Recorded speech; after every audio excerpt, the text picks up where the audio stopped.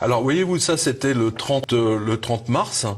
Et c'est donc l'ancien Premier ministre anglais, Gordon Brown, qui a demandé à tous les présidents de pays ou premiers ministres de pays de rendre leur pouvoir, de donner leur pouvoir momentanément, c'est ça qui est intéressant, à un gouvernement mondial. Alors, ensuite, vous avez Tony Blair, il demande, donc, bien entendu, le gouvernement mondial, mais surtout, il demande un passeport global.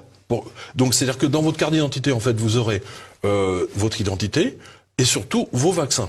Et l'idée de base, c'est ce qu'a déclaré le ministre des Transports allemand, comme le ministre des Transports anglais, vous le retrouvez dans tout ça.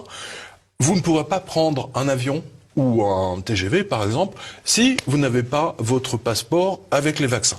Et sur la notion de vouloir faire un puçage électronique mondial des citoyens, Le Monde répond que ce n'est pas exact. Il y aurait un carnet de vaccination, il y a eu des excès de carnet de vaccination sous-cutané.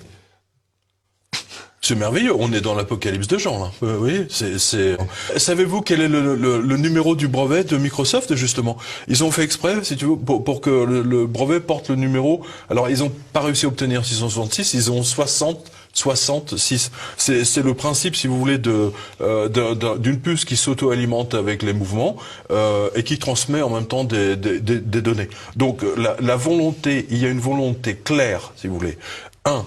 D'ailleurs, on l'a vu avec l'application. Microsoft et Google ont installé, sans demander votre avis, une application Covid sur votre téléphone. Donc, si vous branchez le Bluetooth, il va examiner toutes les personnes que vous rencontrez. Non mais attendez, vous imaginez, là on est dans un monde complètement orwellien. Benjamin Netanyahou suggère des micro-puces aux enfants. Ça, c'était dans le Jerusalem Post, c'était il y a 3 semaines.